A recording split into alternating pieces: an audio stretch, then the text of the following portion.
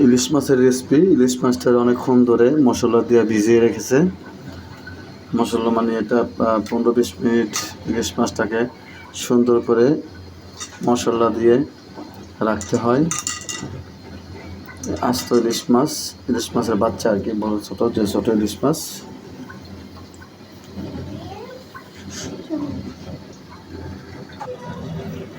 এই যে এত পরিমাণ সরিষার তেল নিতে হবে। সরিষার তেল নিয়ে তারপরে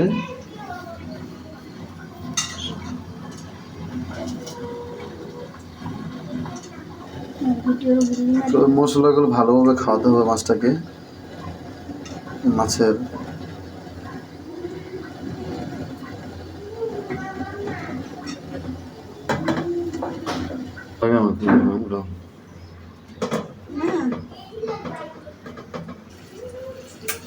এখন ইলিশ মাছটা দিয়ে দিবে।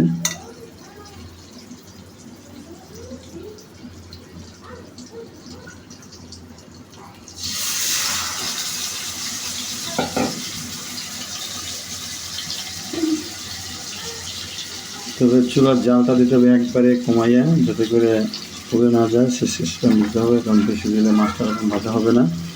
তাই সুন্দর করে একেবারে কমায় ভিতরে দিয়ে মাছটা ইয়ে করতে হবে, কড়া ভাজি করতে হবে তেল দিয়ে।